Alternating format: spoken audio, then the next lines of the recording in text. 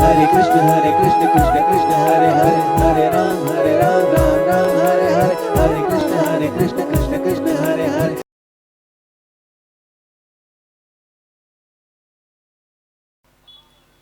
कथा में वापस आ जाइए। धर्मराज युधिष्ठिर ने ये संकल्प लिया, ये विचार किया कि मैं राजस्यु यज्ञ करवाऊंगा, और भगवान कृष्ण से कहा कि महाभारत के युद्ध में कई निर्दोष भी मारे गए, कई जीव जंतु भी मारे गए, सब खत्म हो गया था। तो अपने पाप का प्रायश्चित करने के लिए एक यज्ञ का आयोजन करना चाहता हूं, जिसे राजस्यु यज्ञ का नाम दिया गया। नारद जी भी वहां उपस्थित थे। नारद जी ने कहा, राजस्यु यज्ञ करवाने का अधिकारी वही है जिसने जो सारी भूमि को जीत लिया हो, शौर्य भौम सम्राट, और अभी आपने जरासंध को नहीं जीता है। तो भगवान कृष्ण ने कहा, चलो जरासंध को जीत कर आते हैं। भीम और अर्जुन, भगवान कृष्ण, भीम और अर्जुन तीनों गए जरासंध पे चढ़ाई करने के लिए। संत का वेश धारण किया। नारद जी ने यह बता दिया था कि जरासंध अपने नृत्य क्रिया के बाद सुबह सुबह ब्राह्मणों को लाइन लगवाकर दान देते हैं। इधर गए तीनों, भीम, अर्जुन और कृष्ण, दान देने के लिए लाइन में खड़े हो गए, दान लेने के लिए ब्राह्मण के। जरासंध, जैसे ही भगवान कृष्ण की बारी आई, जरासंध ने देखा, बोले तुम कौन हो, तुम पहचाने हुए दिख रहे हो। कृष्ण ने मुस्कुराया। जैसे ही कृष्ण मुस्कुराए तो समझ गए, अच्छा तुम तो कृष्ण हो। भगवान ने कहा, हाँ क्या चाहते हो, यहाँ क्यों आए हो। कल की कथा प्रसंग में मैंने ये बताया था कि जरासंध ने द्वारका पर, मथुरा पर 17 बार आक्रमण किया। काल यवन ने आक्रमण किया। दो शत्रु एक साथ द्वारका पर मथुरा पर आक्रमण किए थे। तब भगवान ने द्वारका नगरी बसाई थी, मथुरा वासियों को सुरक्षित रखने के लिए समुद्र के अंदर। कल के प्रसंग में ये बताया गया था, जरासंध ने 17 बार वार किया। भगवान हर बार जरासंध को छोड़ देते थे। अब कृष्ण, अर्जुन और भीम जरासंध को वध करने के लिए गए। जरासंध ने कहा, क्या चाहते हो। भगवान ने कहा, द्वंद्व युद्ध। बोले तुम तो रण छोड़ है, मैं तुम्हारे साथ युद्ध नहीं करूंगा। फिर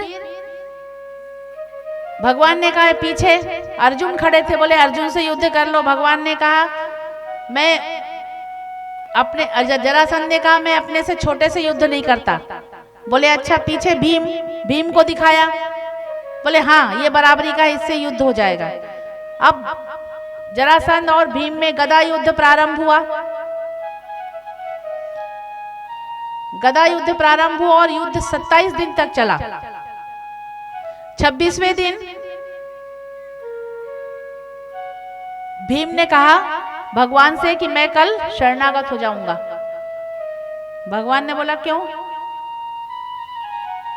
ऐसा है कि आप तो यहाँ बैठे बैठे युद्ध के मैदान, बस सुबह होती है चलो युद्ध करने, भीम चलो युद्ध करने, लेके चले जाते हो और वहां बैठ के कोने में काजू बादाम खाते रहते हो, और मैं गधे का मार खाता रहता हूं। और ना तो, या तो आप उपाय बताओ, जरासंध बहुत शक्तिशाली है, मेरे एक एक हड्डियां टूट चुकी हैं, या तो आप कोई उपाय बताओ इसको हराने का, नहीं तो मैं कल शरणागत हो जाऊंगा। भीम ने कहा क्यों, तुम तो अपने आप को बहुत शक्तिशाली समझते हो ना, आओ मेरे से युद्ध करो। यहाँ जांग ठोकते हो, वहां जांग ठोकते हो, अपने आप को पहलवान समझते हो। अब क्या हुआ। बोले नहीं भगवान आप बताओ मुझे। तो भगवान ने कहा आज नहीं बताऊंगा, कल बताऊंगा युद्ध के मैदान में। अभी क्यों नहीं, नहीं कल युद्ध के मैदान में देखना। तू मेरी तरफ तो देखते ही नहीं हो। तुम मेरी तरफ तो देखते नहीं हो, बस अपने युद्ध में अपनी होशियारी अपनी बुद्धिमत्ता से लगे रहते हो, सोचते हो तुम बुद्धिमान हो। यही कार्य जुह भी करता है, भगवान की तरफ नहीं देखता है, अपनी बुद्धि लगाते रहते हैं। अब अगले दिन युद्ध के मैदान में जब जरासंध और भीम का युद्ध हो रहा था, तब भीम बार बार भगवान की तरफ देखे। जैसे ये जरासंध गदा का मारे और वो घूमते हुए भगवान की तरफ देखे, भगवान ने एक तिनका उठाया और वो तिनका को 2 भाग करें। अब भीम सोचे कि भगवान ये बता रहे हैं कि इसकी टांग पकड़ के इसको 2 भाग कर दो। भीम फटाफट बिल्कुल उत्साह पूर्वक उसको बीच से फाड़ दे तो फिर से जुड़ जाए जरासंध। कई बार ये प्रक्रिया चली, भीम आगे नहीं देखे कि भगवान तिनका को फाड़ रहे हैं पर तिनका को विपरीत दिशा में फेंक रहे हैं, ये नहीं देख रहे। तीसरी बार देखा भीम ने, जब देखा अच्छा ये विपरीत, फिर जब जरासंध को बीच से फाड़ा और विपरीत दिशा में फेंका तो फिर जरासंध जुड़ा नहीं। जब तक आमने सामने फेंक रहे थे तब तक जरासंध बार बार जुड़ जाता था। इस प्रकार भीम ने जब विपरीत दिशा में फेंका तो जरासंध फिर जुड़ नहीं पाया। अब जरासंध बार बार बीच से फाड़ने के बाद क्यों जुड़ जाता था? जरासंध के पिताजी ने किसी संत की सेवा की थी, उनको कोई संतान नहीं थे। संत से संतान का वरदान मांगा, संत ने एक फल दिया। उस ब्राह्मण की 2 पत्नियां थी, फल आधा आधा खिला दिया तो दोनों के गर्भ से आधी आधी संतान हुई, उसे फेंक दिया गया। भाई आधी आधी संतान हुई किसी ब्राह्मण को तो क्या काम की, फेंक दिया गया। तो जरा नाम की एक राक्षसनी थी जिसने जरासंध को अपनी मायावी विद्या से जोड़ा और जोड़कर जीवित किया, वो थे जरासंध। अब इस प्रकार जरासंध को हरा दिए, जरासंध का वध कर दिया और भगवान जरासंध का भी साम्राज्य ले आए।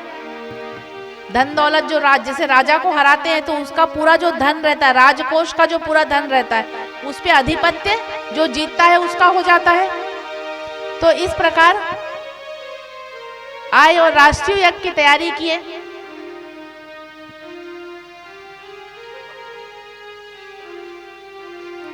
अब यह विचार हुआ कि अग्र पूजन किसका होना चाहिए, तो बोले अग्र पूजन सबने ये तय किया कि भगवान कृष्ण का होना चाहिए। वहां शिशुपाल बैठे थे, शिशुपाल ने कहा वाह, जिसके ना कुल खानदान का आता पता, ये ग्वाला, इस ग्वाले की अग्र पूजा होगी, जिसकी माता कौन पिता कौन यही पता नहीं है, ग्वाला है, चरवाहा है, 100 गालियां। शिशुपाल भगवान कहते रहे चुप रहो, बंद करो मुंह, बंद करो, क्योंकि शिशुपाल को भगवान बुआ को उन्होंने, शिशुपाल भगवान से द्रोह करते थे, तो बुआ से, शिशुपाल भगवान के बुआ का लड़का था, तो उनसे भगवान, उनकी बुआ ने ये कहा था कि मेरा लड़का, मेरा बच्चा कोई भी अपराध करे तो उसे क्षमा कर देना।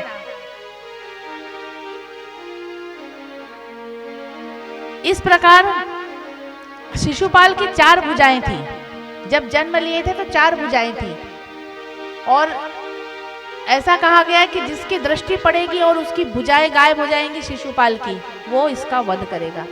भगवान देखने के लिए गए, बुआ के घर पुत्र हुआ है देखने के लिए गए, तो वहां 2 भुजाएं उनकी अलग हो गई। और आज बुआ ने वचन मांगा कि मेरे बेटे का, इसीलिए बुआ ने वचन मांगा था कन्हैया से। कन्हैया ने कहा 100 गलतियां माफ करूंगा, 101 जिस दिन होगा उस दिन मैं इसका वध कर दूंगा। आज वो 101 संपूर्ण हो गया और भगवान ने शिशुपाल का वध कर दिया। शिशुपाल का मित्र था दंतवक्ता का भी वध किया भगवान ने। जो जय और विजय को श्राप मिला था 3 योनि तक आप दैत्य बनोगे, 3 युग तक दैत्य बनोगे। सतयुग में कौन थे? हिरण्याक्ष और हिरण्यकश्यपु। त्रेता में रावण और कुंभकर्ण, और द्वापर में शिशुपाल और दंतवक्ता। ये आज जय और विजय का श्राप संपूर्ण हुआ। पुनः वो वैकुंठ धाम को गए और भगवान के द्वारपाल बने, जो आज तक बने हुए हैं। बोलो बाके बिहारी लाल की। अब सुदामा चरित्र, जिस चरित्र का आप सभी को बेसब्री से इंतजार है। सुदामा जी के विषय में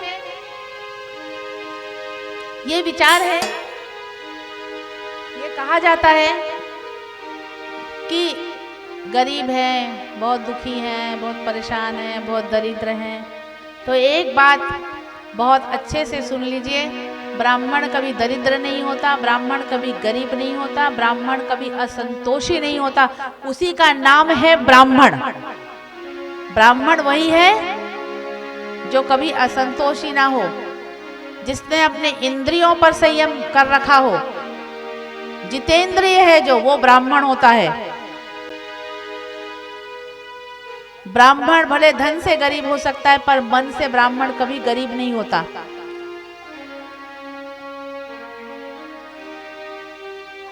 इस प्रकार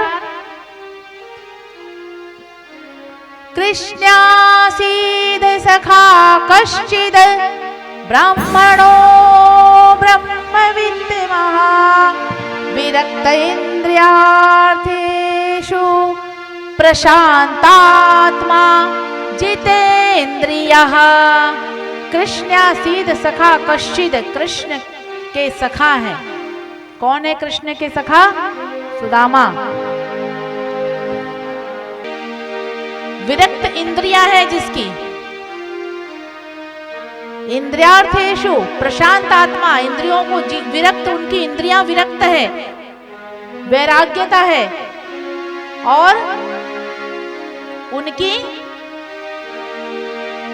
इंद्रियों पर जीत हासिल कर लिया है। सिर्फ प्रभु का भजन करते हैं, प्रभु को याद करते हैं, प्रभु का स्मरण करते हैं। सुदामा जी कभी किसी के यहाँ मांगने नहीं जाते हैं, जो गांव वाले दे दे प्रेम से पा लेते, नहीं दे तो राधे राधे करते हैं। ये प्रक्रिया चलती रही। चलते चलते उनके यहाँ थोड़ा घर में अभाव रहता था। कभी कभी इतना अभाव हो जाता था कि कई कई दिनों तक चूल्हा नहीं जलता था। बच्चे बेचारे भूखे ही सो जाते थे। बच्चों के पहनने के लिए तन में कपड़े भी नहीं थे। ठंड लगती थी तो माँ उनको राख लपेट देती थी। बच्चे जब खेल कर आते और भोजन मांगते, माँ भूख लगी है भोजन दे दो, तो माँ यूं ही हांडी में जल चढ़ाकर और बन रहा है तो बच्चे भूखे ही सो जाते थे। सुदामा जी की पत्नी सुशीला इस प्रक्रिया से बहुत दुखी हो गई, बच्चों को देखकर दुखी हो गई। सुशीला सुशील थी, अपने पति का उसने हमेशा साथ दिया। बच्चों को देखकर दुखी हो गई तो एक दिन अपने पति के पास गई। सुदामा जी सामने, कुटिया के सामने एक वृक्ष था, वहां पे बैठकर तप कर रहे थे, जप करते थे। गई, नेत्र खोला, देखा तो सामने सुशीला है। पूछा, सुशीला क्या है, क्यों आई हो? सुशीला कहती है, स्वामी आप आज्ञा दो तो मैं आपसे एक बात पूछती हूँ। सुदामा जी ने कहा, हाँ बताओ क्या बात है। तो सुशीला बहुत बुद्धिमान थी। स्वामी आपके मित्र द्वारकाधीश हैं, जाओ ना एक बार उनके दर्शन करके आ जाओ। ये नहीं कहा कि जाओ उनसे कुछ धन मांग के ले आओ, क्या कहा? जाओ उनके दर्शन करके आ जाओ। सुदामा जी ने कहा मैं रोज ही उनका ध्यान में उनके दर्शन करता हूं। नहीं नहीं, प्रत्यक्ष दर्शन करके आ जाओ। सुदामा जी ने बोला मैं विचार करता हूं। फिर सुदामा जी ने अचानक विचार किया कि सुशीला ठीक ही कह रही है, अपने मित्र से कई वर्षों हो गए मिला भी नहीं, चलो मैं अपने मित्र से मिलकर आता हूं। बोले जाऊं तो सही, पर अपने मित्र के यहाँ क्या लेकर जाऊंगा? खाली हाथ मित्र के यहाँ जाना क्या अच्छा लगेगा? सुशीला ने कहा तुम जाने की तैयारी करो, मैं व्यवस्थाएं करती हूँ। सुशीला गई, 4 घर से एक एक मुट्ठी चावल मांग के लाई, एक छिनी हुई कपड़े में उस पोटली को बांधा और बांधकर अपने पति को दिया। सुदामा जी पति उस पोटली को कांख में दबाए और चले। बोले सुशीला से कहा चलते हुए, सुशीला मैं जल्दी आ जाऊंगा, बच्चों का और अपना ध्यान रखना। सुदामा जी चले। जब सुदामा जी चले तो सुशीला जी पीछे से सुदामा जी को देख रही है कि मेरे पति इस गरीबी में, इस परेशानी में समय से पहले ही बूढ़े हो गए हैं। और सुशीला की आंखें नम हो गई। सुदामा जी गए, जाते जाते मार्ग में उन्हें कुछ संत मिले और उन संतों के संग हो गए, पर सुदामा जी इतने दुर्बल हो चुके थे कि वो संत भी उन्हें छोड़कर चले गए। सुदामा जी गए, एक नदी के किनारे पहुँचे और पूछे कि भैया यहाँ से द्वारका कितनी दूर है? तो वो केवट कहते हैं कि आप तो गलत मार्ग पर आ गए हो, और 2 किलोमीटर पीछे जाओगे तब आपको आगे का मार्ग है द्वारका जाने के लिए। सुदामा जी ने कहा भैया मैं तो बहुत थक गया। और सुदामा जी वापस आए और आने के बाद में उस पेड़ के नीचे बैठ गए, सो गए। बोले भगवान तुमको बुलाने की इच्छा हो तो बुला लेना, वरना अब मेरी तो बिल्कुल हिम्मत नहीं है कि मैं और पैदल चलूं। इतने में भगवान को, जो सुदामा जी ने कहा मित्र है, जब कहा कि तुम्हें बुलाने की इच्छा हो तो बुला लेना, भगवान भोजन कर रहे थे। भगवान भोजन करना छोड़ के तुरंत गरुड़ को आदेश दिए कि जाओ और जाकर सुदामा को लेकर आओ। गरुड़ जी गए और सुदामा को नींद में ही सुदामा जी को लेके द्वारका नगरी के द्वार पर छोड़ दिया।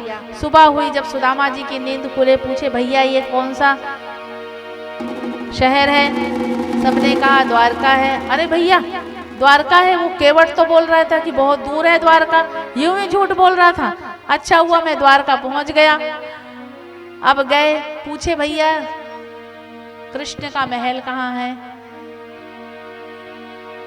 नगर वालों ने बताया जो बड़े बड़े ध्वज पताकाएं लहरा रही है ना, वो दूर, वो कृष्ण का महल है। गए, द्वार पर पहुंचे और बोले कि मुझे कृष्ण से मिलना है। तो जो भगवान के द्वारपाल ऐसे नहीं थे, भगवान के द्वारपाल भी दयालु थे।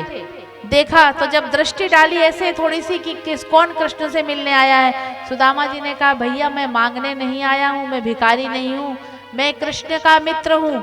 द्वारपालों ने कहा हमारे प्रभु के मित्र ऐसे ही हो सकते हैं। द्वारपाल गए भगवान के पास और भगवान को बता रहे हैं कि भगवान ने पूछा क्या है, क्यों आना हुआ? तो भगवान को बता रहे हैं। द्वारपाल बोल रहा है शीशे पगाना जगातन पे, क्या बोल रहा है? शीशे पगाना जगातन पे, प्रभु जाने को आई बसोगे रामा। धोती फटी सी लटी दुपटी अरु, आए वो पाहन की नहीं सामा। धोती फटी सी लटी दुपटी अरु, आए वो पाहन की नहीं सामा। द्वारे खड़े द्विज दुर्बल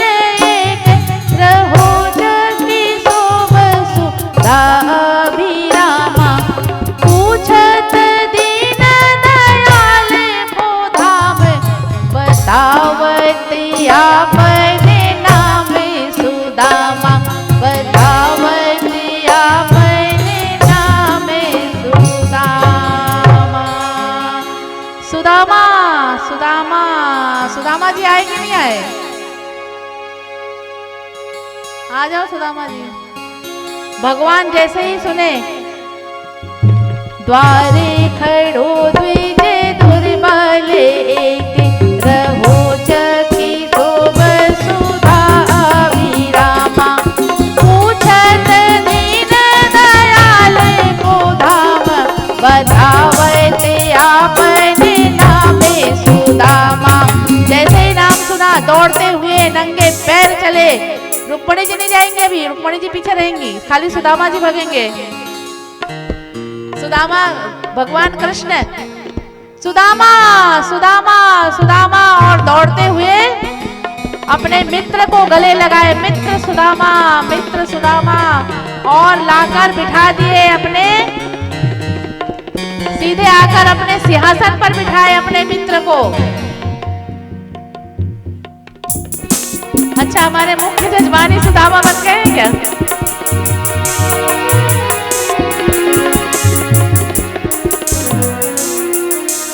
और उनकी कन्या बन गई है कृष्ण। बड़ी अच्छी बात है। ये भी उनका सौभाग्य है कि आज वो सुदामा बने, आज वो सही में कृष्ण के पास जाएंगे।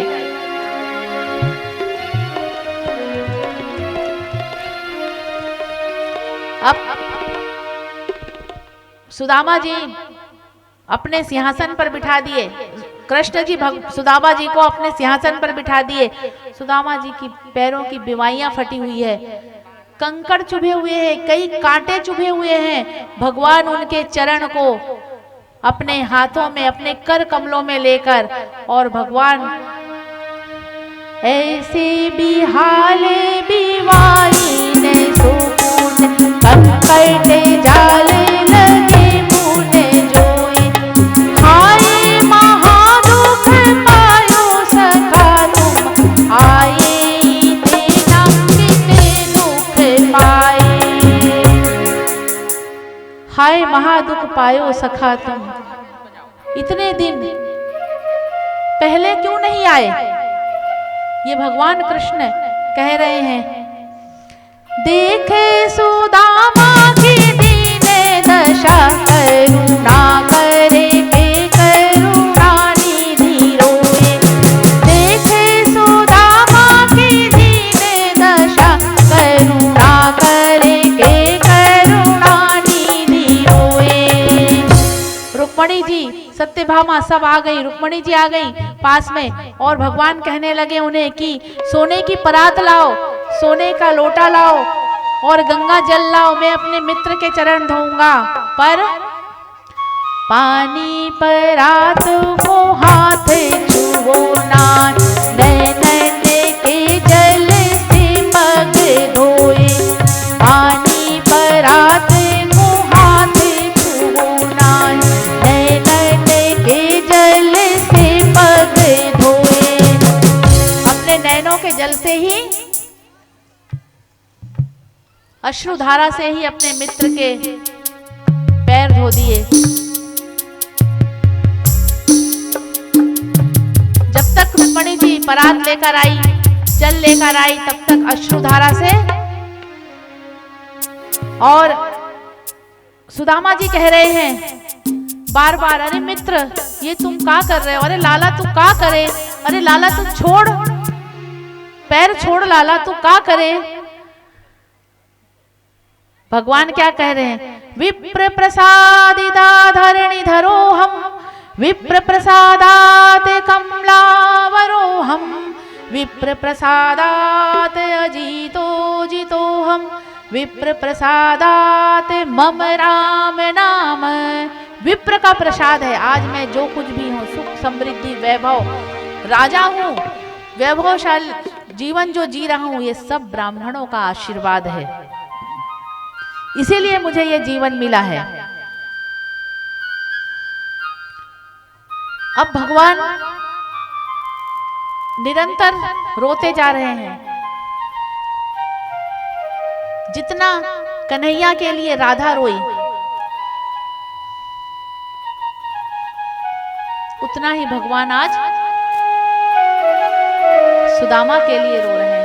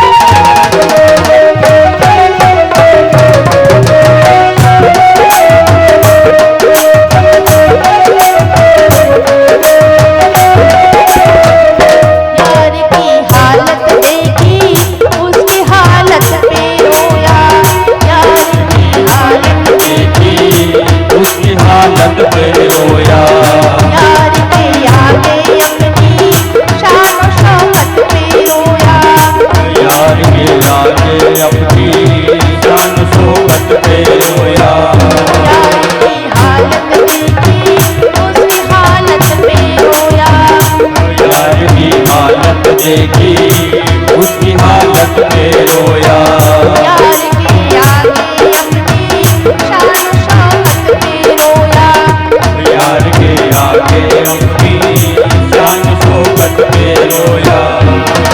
वो ऐसा तड़पा तड़प समा,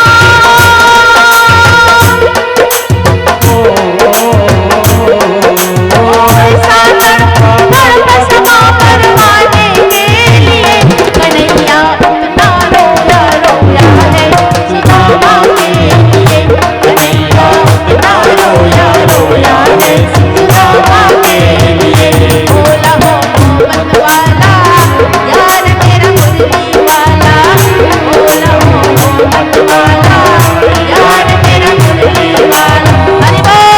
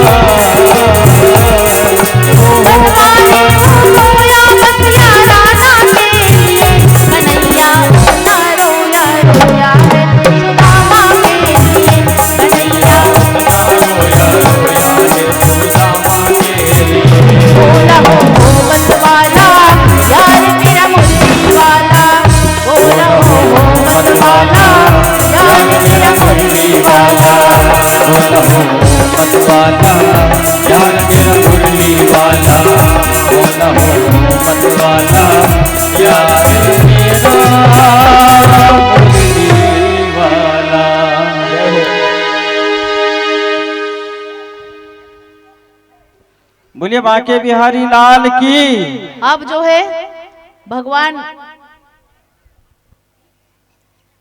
सुदामा जी को का स्वागत किए और स्वादिष्ट पकवान खिलाए।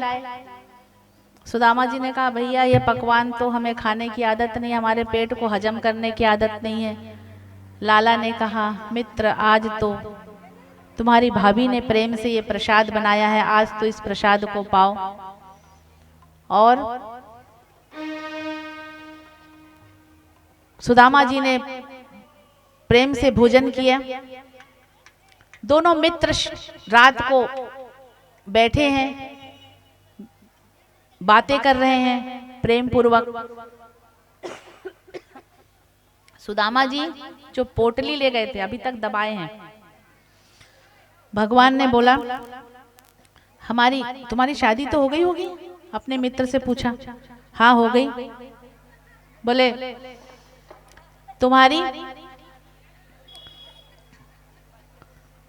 बोले मैंने तो एक ही ब्याह किया भैया, लाला तूने तो गजब करो लाला तूने तो, और तेने एक भी ब्याह में मुंह को नहीं बुलाए।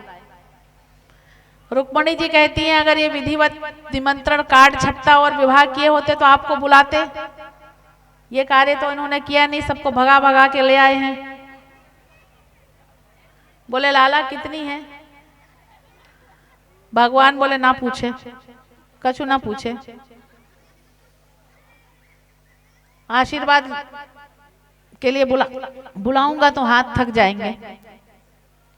तो बोले भैया, सुदामा जी ने कहा भैया हमारे पास इतनी ताकत नहीं, यहीं से सबन को आशीर्वाद, लाला तो को आशीर्वाद, तेरी सब बहुवन को आशीर्वाद, तू एक एक को ना बुला। अब लाला पूछते मित्र आपने? बोले हाँ।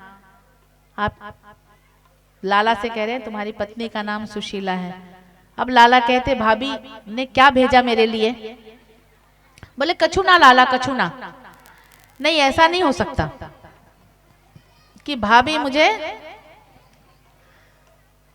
कछु ना भेजे। मेरी भाभी ऐसी हो ही नहीं सकती कि मेरे लिए कुछ लेकर नहीं आए।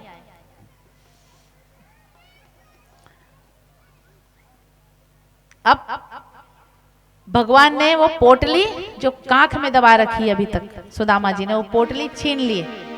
छीन के देखे तो तंदूर के दाने, चावल के, जिसे चावल कहते हैं, रखा हुआ है। तो उतने में अब भगवान ने एक मुट्ठी उठाई और अपने मुख में डाल लिया।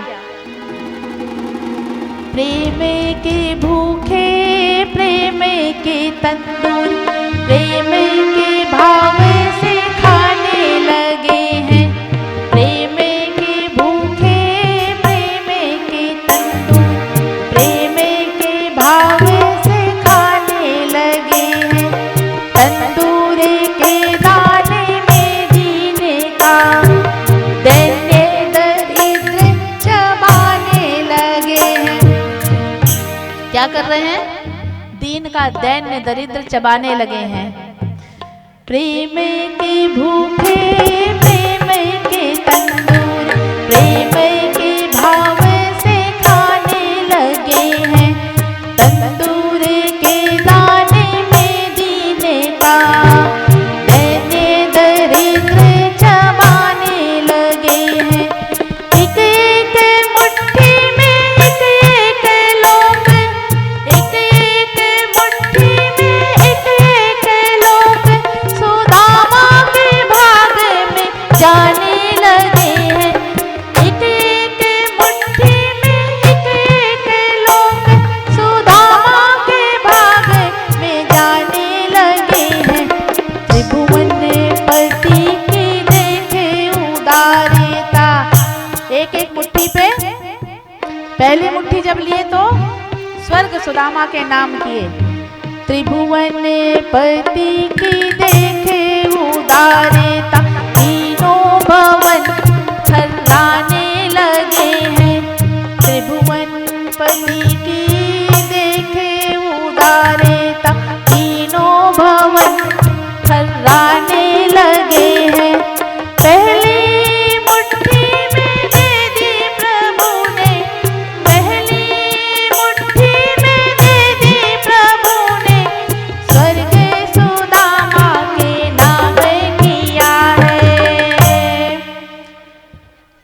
दूसरी मुट्ठी में पृथ्वी लोक का, दूसरी मुट्ठी में पृथ्वी लोक का वैभव विप्र को सौंप दिया है। दूसरी मुट्ठी में सारा वैभव सौंप दिया। अब आगे सुनो, शोर कम करो और आगे सुनो। तीसरी मुट्ठी में देने लगे वैकुंठ, तीसरी मुट्ठी में देने लगे वैकुंठ, तो लक्ष्मी ने हाथ रोक लिया है। अपना निवास भी दान में दे रहा, अपना निवास भी दान में दे रहा। कैसा दानी ये मेरा पिया है, कैसा दानी ये मेरा पिया है, कैसा दानी ये मेरा पिया है। लक्ष्मी जी ने तीसरी मुट्ठी में हाथ रोक लिया और कहा कि अरे स्वामी, क्या अकेले तुम ही खा लोगे सारा प्रसाद? हम लोग भी खाएंगे। उतार लिया और लक्ष्मी जी ने भी सबको, सुदामा और जो उनकी अन्य रानियां थी सबको दिया। इस प्रकार सुदामा जी आज भगवान ने उन्हें वैभवशाली सारे सुख समृद्धि दिया सुदामा ने। इसमें एक बात और है, सुदामा जी ने जब भगवान ने सारा वैभव दिया, सुदामा जी ने कहा अकेले मेरे घर का निर्माण मत करना, अकेले मुझे सुख समृद्धि मत देना, मेरे पूरे गांव वासियों को सुख समृद्धि देना। अगर ऐसा दे सको तो देना। अगले दिन भगवान सुदामा जी वहां से विदा हो गए और सुदामा जी अपने घर आए। घर आने के पश्चात उन्होंने देखा वाह, लाला ने क्या कमाल कर दिया है। फिर देखा कन्हैया वहां थे। भगवान जैसे ही कन्हैया सुदामा जी के पास गए, अब कन्हैया सुदामा जी के घर गए, बोले लाला मुझे ये नहीं चाहिए था। तो भगवान ने कहा तुम्हें नहीं चाहिए था, पर मैंने तो बच्चों को और भाभीयों के लिए दिया। अगर ये सुख समृद्धि वैभव तू मुझे दे देगा कन्हैया, तो मैं भजन पूजन नहीं कर पाऊंगा। भगवान ने कहा तुम तो जाओ अपना भजन पूजन करो और बच्चों को और मेरी भाभी को सुख से जीवन जीने दो।